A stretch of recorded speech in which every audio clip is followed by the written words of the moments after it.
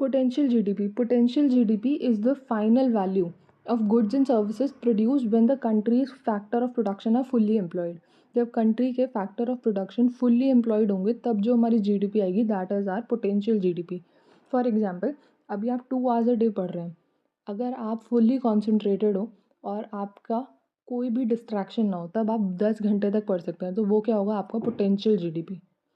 Potential GDP क्या होता है, जब हमारे फैक्टर्स ऑफ प्रोडक्शन सभी फुल्ली एम्प्लॉयड होंगे तो उस टाइम पर जो गुड्स और सर्विसेज की वैल्यू आएगी उसको हम कहेंगे पोटेंशियल जीडीपी.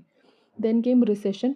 रिसेशन क्या होता है, जब 2 कॉन्जिक्यूटिव क्वार्टर्स तक हमारा इकोनॉमिक ग्रोथ जो है वो नेगेटिव में जाए उसको हम कहेंगे रिसेशन. 2 कॉन्जिक्यूटिव क्वार्टर्स क्या होंगे, एक साल को हम 4 क्वार्टर्स में डिवाइड कर सकते हैं. 12 महीने हैं उसको 4 क्वार्टर्स में डिवाइड करेंगे.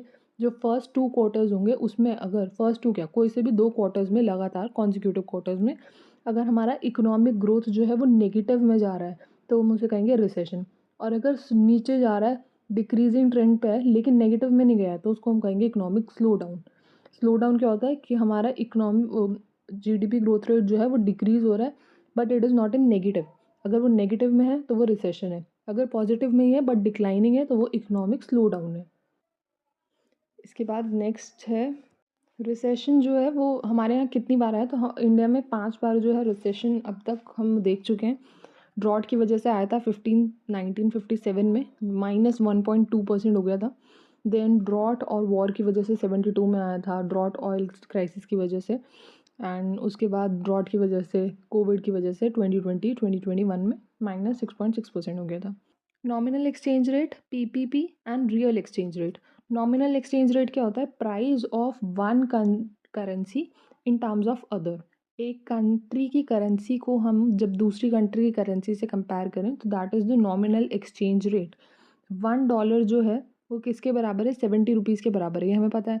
अब हम कैसे लिखते हैं इसको, अब्रॉड अपॉन में डोमेस्टिक. तो हमारा NER यानी कि नॉमिनल एक्सचेंज रेट कितना आएगा, 0.014 पर रुपीज़. नॉमिनल एक्सचेंज रेट जो है वो मार्केट फोर्सेस पर डिपेंडेंट होता है. मेनली ये सप्लाई और डिमांड पर डिपेंडेंट होता है. अगर ज़्यादा लोग डॉलर की डिमांड करेंगे यानी डॉलर परचेज करेंगे एक्सचेंज मार्केट में, ज़्यादा से ज़्यादा लोग जो हैं वो डॉलर परचेज कर रहे हैं तो क्या होगा, डॉलर की डिमांड बढ़ेगी. अगर हम 4 लोग हैं और चारों मिलकर एक ही चीज़ की डिमांड कर रहे हैं तो उस चीज़ की डिमांड क्या होगी, बढ़ जाएगी. जब उस चीज़ की डिमांड बढ़ेगी तो क्या होगा, वो चीज़ जो है वो स्ट्रॉन्गर हो जाएगी. जब वो स्ट्रॉन्गर होगी तो क्या होगा, वो एप्रिशिएट हो जाएगी. तो ऐसे ही डॉलर का है, जब डॉलर की डिमांड बढ़ेगी तो क्या होगा, डॉलर स्ट्रॉन्ग होगा. जब डॉलर स्ट्रॉन्ग होगा तो उसका एप्रिसिएशन होगा. ऐसे ही रुपी के लिए अगर बाहर से लोग इंडिया में आए, अपने डॉलर्स को इंडियन रुपीज़ में कन्वर्ट करें तो क्या होगा, इंडियन रुपीज़ की डिमांड बढ़ेगी. जब इंडियन रुपीज़ की डिमांड बढ़ेगी तो उसका क्या होगा, स्ट्रॉन्गर होगा. स्ट्रॉन्गर होगा तो एप्रिसिएशन हो जाएगा. अब आता है purchasing power parity. Purchasing power parity क्या होता है, हमने पीछे देखा था कि नॉमिनल एक्सचेंज रेट कितना था, ₹1 इज इक्वल्स टू $70 है ना. ये हमारा था नॉमिनल एक्सचेंज रेट. अब नॉमिनल एक्सचेंज रेट के अकॉर्डिंग अगर हम देखें, इंडिया भी है और यूएसए भी है, ठीक है. इंडिया भी बर्गर बना रहा है, यूएसए भी बर्गर बना रहा है. सपोज दोनों एक एक ही बर्गर बना रहे हैं. इंडिया में जो बर्गर बन रहा है उसका कॉस्ट है ₹35. यूएसए में जो बर्गर बन रहा है उसका कॉस्ट है ₹1. अगर हम purchasing power parity exchange rate को देखें तो वो क्या कहता है कि $1 में हम किसी कंट्री में कितना गुड्स खरीद सकते हैं, that is the purchasing power parity. मतलब हमारे पास ये पर्टिकुलर अमाउंट है, अब हम इस कंट्री में उस रुपीज़ से या वो जो भी करेंसी है उससे कितना अमाउंट खरीद सकते हैं और इधर हम कितने गुड्स खरीद सकते हैं, तो उसको हम कहते हैं परचेजिंग पावर पैरिटी. अब $1 से हम जो सामान यूएसए में ख़रीद पा रहे हैं, यानी कि एक बर्गर जो हम $1 से यूएसए में ख़रीद पा रहे हैं वही बर्गर हम इंडिया में 35 रुपीज़ में ख़रीद पा रहे हैं. तो हम ये कह सकते हैं कि $1 is equals to 35 at purchasing power parity exchange rate. और हमारा purchasing power parity exchange rate कितना आएगा, 0.28%. कैसे आया, सेम वही जो हमने पीछे किया था, अब्रॉड प्राइस अपॉन में डोमेस्टिक प्राइस. ये करके हमारा ये आया purchasing power parity exchange rate. अब नेक्स्ट आता है फॉर एग्जाम्पल यहाँ पर ये 2 शॉप है, ये मेरी शॉप है और ये सामने वाले की शॉप है और हम दोनों बर्गर बनाते हैं. अब वो भी बर्गर बना रहे हैं, मैं भी बर्गर बना रही हूँ. बर्गर के लिए हमें आलू खरीदने पड़े, आलू की बोरी जो है इसको सस्ती मिली और मुझे बहुत महंगी मिली। अब जब मुझे आलू की बोरी महंगी मिली है तो ऑब्वियस सी बात है कि मेरे बर्गर की कॉस्ट भी महंगी आएगी, क्योंकि मुझे वो कॉस्ट निकालनी पड़ेगी। सामने वाली जो शॉप है उसको आलू की बोरी बहुत सस्ती मिली है, तो वो सस्ते में भी बेच सकते हैं, है ना? तो इसी को हम कहते हैं इन्फ्लेशन। इन्फ्लेशन की वजह से भी परचेजिंग पावर पैरिटी पे इम्पैक्ट आता है और वो चेंज होती है। क्यों? बिकॉज़ किसी कंट्री का इन्फ्लेशन लेवल अलग होगा, किसी कंट्री का इन्फ्लेशन लेवल अलग होगा। लेकिन अगर दोनों का इन्फ्लेशन लेवल सेम हो, मतलब दोनों को आलू की बोरी उतने ही रुपीज़ की मिली है, दोनों को बराबर मिली है, तो क्या होगा? हमारा बर्गर सेम प्राइस का मिलेगा। यानी कि हमारा परचेजिंग पावर पैरिटी जो है वो सेम रहेगा, कांस्टेंट रहेगा। अगर हमारा इन्फ्लेशन दोनों कंट्रीज़ के बीच में ज़ीरो है या बिल्कुल सेम है, तो हमारा दोनों का परचेजिंग पावर एक्सचेंज रेट एकदम सेम आएगा और हम ये बात कह सकते हैं कि दोनों कंट्रीज़ जो हैं वो परचेजिंग पावर पैरिटी पे हैं। Next is real exchange rate. Real exchange rate क्या होता है? देखो, नॉमिनल एक्सचेंज रेट हमने देख लिया, $1 इज इक्वल टू 70 था। हमने पीपीपी भी देख लिया। अब आता है real exchange rate. Real exchange rate क्या कहता है? इंडिया में 35 रुपीज़ का एक बर्गर बन रहा था, वाइल यूएसए में $1 में एक बर्गर मिल रहा था हमें।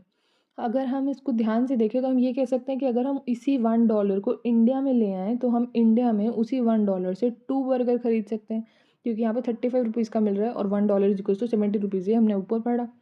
अगर एक बर्गर यहाँ पर $1 का मिल रहा है और यहाँ पर एक एक ही डॉलर में हमें 2 बर्गर मिल रहे हैं, तो इससे हम ये कह सकते हैं कि इंडिया के बर्गर्स जो हैं वो चीपर हैं। और अगर वो चीपर हैं तो वो मोर कॉम्पिटिटिव होंगे। जो चीज़ चीपर होगी वो ज़्यादा कॉम्पिटिटिव होगी। और अगर वो ज़्यादा कॉम्पिटिटिव है और हमारे पास चीपर बर्गर्स भी हैं, तो हम क्या करेंगे? उन्हें एक्सपोर्ट करेंगे। तभी तो हमें फ़ायदा होगा। हम उन्हें क्या करेंगे? एक्सपोर्ट। और यूएसए क्या करेगा? उनको इम्पोर्ट करेगा। तो इसका फ़ॉर्मूला क्या हुआ? इसका फ़ॉर्मूला होगा कि नॉमिनल एक्सचेंज रेट अपॉन में पीपीपी। अगर हम इन दोनों को डिवाइड करें तो हमारे क्या आएगा? 1/2। वो ये 1/2 क्या है? हमारा real exchange rate. Real exchange rate कैसा आएगा? नॉमिनल एक्सचेंज रेट अपॉन में पीपी। इससे हमें क्या पता चला कि जो रियल एक्सचेंज रेट है 1/2 आया है। 1/2 अगर हम यूएसए का देखा विद रिस्पेक्ट टू इंडिया, अगर हाफ है तो हाफ का क्या मतलब है कि जो चीज़ें हम इंडिया में खरीद सकते हैं किसी अमाउंट में, सेम अमाउंट में अगर हम यूएसए में खरीदें तो हम वहाँ पर केवल हाफ चीज़ें खरीद सकते हैं। ये है हाफ का मतलब। अगर ये इक्वल हो जाए, 1 पे पहुँच जाए, इस हाफ की जगह 1 आ जाए, तो क्या मतलब है कि जिस अमाउंट में जो चीज़ हम इंडिया में खरीद सकते हैं वही हम यूएसए में खरीद सकते हैं उसी पर्टिकुलर अमाउंट में। अगर हम एक टी शर्ट यहाँ खरीद पा रहे हैं कुछ अमाउंट में, तो हम उसी अमाउंट में यूएसए में भी एक टी शर्ट खरीद पा रहे हैं। ये है 1 का मतलब। अगर ये 2 हो जाए, USA with respect to India is 2, अगर ये 2 हो जाए तो मतलब वो ट्वाइस कॉम्पिटिटिव हो गया। क्या मतलब हुआ इसका? कि हम यूएसए में 2 चीज़ें खरीद सकते हैं, इंडिया में केवल एक ही खरीद सकते हैं एक पर्टिकुलर अमाउंट में। अगर हम $1 देख रहे हैं तो हमें $1 में इंडिया में केवल एक ही टी शर्ट खरीद पा रहे हैं, लेकिन यूएसए में हम 2 टी शर्ट्स खरीद पा रहे हैं, तो ये हो गया 2 का मतलब। अच्छा, पीछे हमने देखा था कि करेंसी एप्रिसिएशन के बारे में देखा था कि जैसे करेंसी की डिमांड बढ़ती है तो वो स्ट्रॉन्ग हो जाती है, जब वो स्ट्रॉन्ग हो जाती है तो उसका एप्रिसिएशन हो जाता है। अगर करेंसी का एप्रिसिएशन होगा तो क्या होगा? उसका ट्रेड कॉम्पिटिटिवनेस डिक्रीज़ हो जाएगा। क्यों डिक्रीज़ हो जाएगा? जब करेंसी एप्रिशिएट होती है तो वो स्ट्रॉन्गर बन जाती है। जब वो स्ट्रॉन्गर बन जाती है तो उसे खरीदना मुश्किल हो जाता है। जब खरीदना मुश्किल होगा तो क्या होगा? ट्रेड कॉम्पिटिटिवनेस डिक्रीज़ हो जाएगा।